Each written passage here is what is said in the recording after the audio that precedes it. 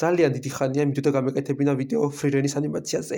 ერთის მხრივ იმიტომ, რომ ფრირენი ერთ-ერთი ჩემი უსაყვარლესი ანიმეა და მეორეს მხრივ თავისთავად იმიტომ, რომ ფრირენს არაჩვეულებრივი ანიმაცია აქვს. ასე რომ, რას ფიქრობს მოყვარული ანიმატორი და არტისტი ფრირენის ანიმეზე? ანიმეს ხარისხიდან გამომდინარე, თქვენ თვითონაც მიხვდებოდით, რომ ფრირენზე უამრავი არაჩვეულებრივი არტისტი, ანიმატორი, დიზაინერი და რეჟისორი მუშაობდა. სერიის რეჟისორი იყო კეიჩირო სატო, რომელსაც ნამუშევარი აქვს ისეთ ანიმებზე, როგორიცაა ბოჩიზე როკ და ოშინოკოს 10 სერია. ასევე უშუალოდ სერიის რეჟისორი იყო ელუსივ სამურაის 2 სერიაზე და მოფსიქოს რამდენიმე სერიაზე. ასევე ფრირენის ანიმეზე არა მხოლოდ ანიმეს რეჟისორი იყო, არამედ 2 სერიაზე ნამუშევარი აქვს როგორც უშუალოდ ეპიზოდის რეჟისორს. ხოლო ფერების და ფონების დიზაინერი და მთლიანობაში კონცეპტ არტისტი იყო ქალბატონი სეიკო იოშიოკა, რომელსაც ნამუშევარი აქვს ისეთ ანიმებზე, როგორიცაა მაკოტო შინკაის ვეზერინგ with you, ერთ-ერთი ჩემი უსაყვარლესი ანიმეზე დოროროზე, პატარა ჯადოქრების აკადემია, Little Witch Academy, Hell vs Bleach's ანიმე ფილმზე და ბორუტოს ფილმზე.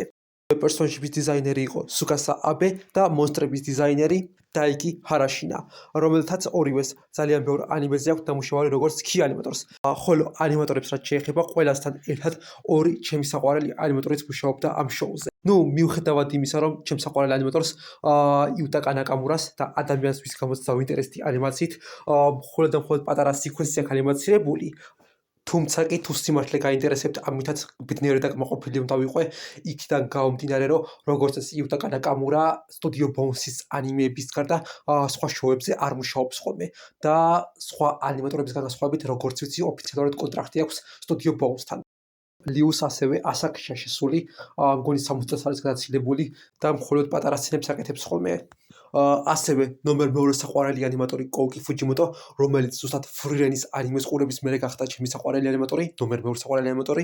იუტაკა ნაკამურის განსხვავებით, კოუკი ფუჯიმოტოს ძალიან ბევრი წნა აქვს აკეთებული ფრირენზე და მათ შორის მე-13 სერიის რეჟისორიც იყო სერიის, რომელშიც ფერნი და სტარკი იბრძვიან. და უფრო მეტიც, კოუკი ფუჯიმოტო იყო სოლო კი ანიმატორი ჯიუჯუტსუ კაიზენის მე-3 სეზონის მერვე სერიაზე.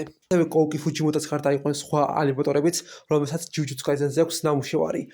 მაგალითისთვის ვერსერკი, რომლის ანიმაცირებულია ეს სცენა ჯიუჯუტსუ კაიზენის პირველი სეზონის მე-13 სერიაში და ასევე კეიჩირო ვატანაბე, რომელიც ანიმაცირებულიც არის ეს სცენა პირველ სეზონში.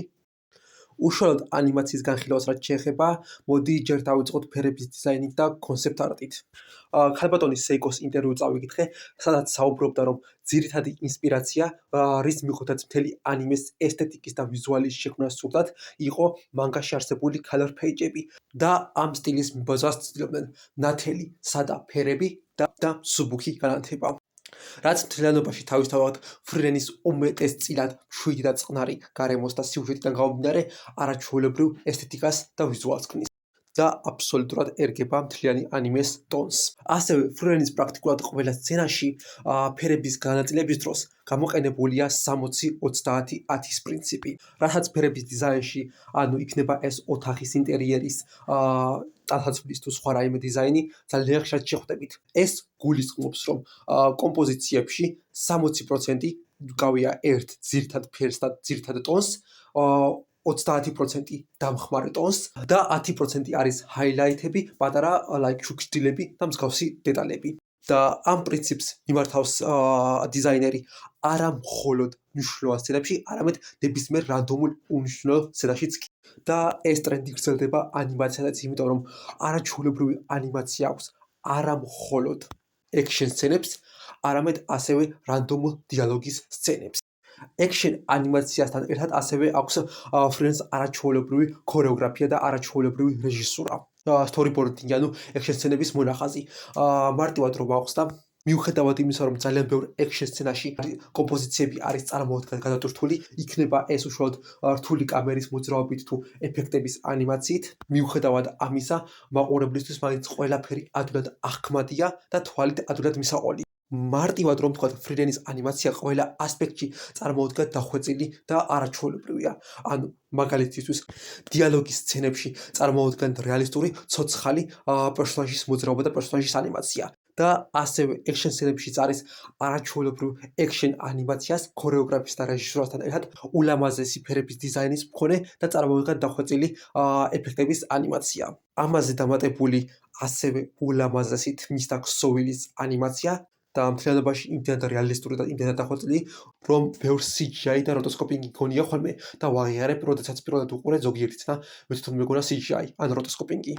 პერსონაჟის ანიმაციის მხრივ გამოვყოფდი ამ ცეკვის სცენას ანიმაცირებულს მაიონის მიერ, რომელიც არის აბსოლუტური შედევრი და ასევე ეს სცენა ანიმაცირებული კოუკი ფუჯიმოტოს მიერ, რომელიც იმდენად მომწონს, რომ ჩემ ანიმაციაშიც გამოვიყენებ რეფერენსად. ასევე აბსოლუტური შედევრი იყო როგორც action ანიმაცია, დრაკონთა ბრძოლის სცენა, რომელიც ანიმაცირებულია 6 ანიმატორის მიერ, ესენი არიან ჰირირიკო ტანაკა, კეიჩირო ვატანაბე, რომელზეც ვახსენე ჯიუჯიტსუ კაიდენზე აქვს ნამუშევარი, ასევე შინგო იამაშიტა, რომელსაც ნამდვილად არ აქვს კარგი რეპუტაცია ნარუტოს და ფეინის ბრძოლის ანიმაციის გამო, მიუხედავად იმისა, რომ რეალურად არაჩვეულებრივი ანიმაცია იყო ეს, სტილიზებული, მაგრამ ტექნიკური თვალსაზრისით არაჩვეულებრივი რეჟისორია.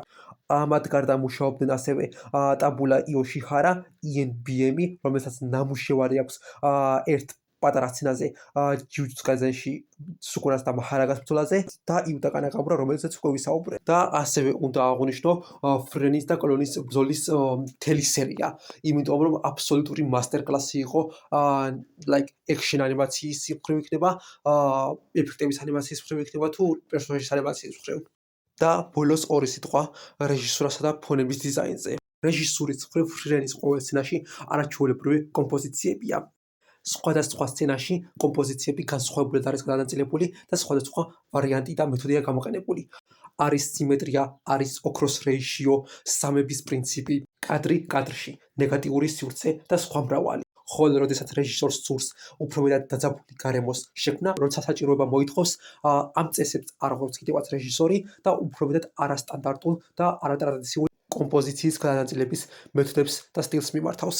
იგივე დროა დათმობილი და ყურადღებაა მიქცეული ფონებისთვისაც.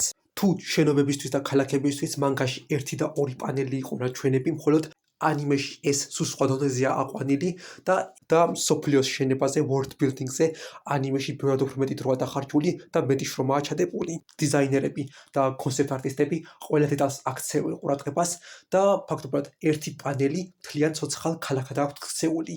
მაგალითისთვის შედარება რომ მოვიყვანო ანიმე Ascendance of Bookworm, რომლის სიუჟეტი წარმოუდგენლად საინტერესო ჩანდა, მაგრამ ვიზუალური თვალსაზრისით არაფერი განსაკუთრებული არ იყო. პერსონაჟების დიზაინებს არ აუშავდა, მაგრამ განსაკუთრებით ჩემი ყურადღება ამ დრამას მიიქცია იყო ფონები. მიუხედავად უნიკალური სიუჟეტისა და უნიკალური იდეისა, დიზაინის მხრივ ფონები იყო წარმოუდგენლად მოსაწყენი და კრეატიულობისგან დაცლილი. მარტივად რო ვთქვათ, ვერ განასხვავებდი ერთი რანდომული ჩვეულებრივი ისეკაი ანიმე იყო თუ ანიმე, რომლის ყურება მართლაც ხიბს. ფრირენის შემთხვევაში კი დეტალებს ძალიან დიდი ყურადღება აქვს მიქცეული ფონებზე, მაგრამ არა იმ დონეზე, რომ მთლიანი კომპოზიციები გადატვირთული გამოჩნდეს. ყოველთვის ზომიერად არის გაკეთებული. საბოლოო ჯამში როგორც ვთქვი, ფრენის ანიმაციას და ვიზუალს რაც შეეხება, ყველაფერი უმაღლეს დონეზეა შესრულებული.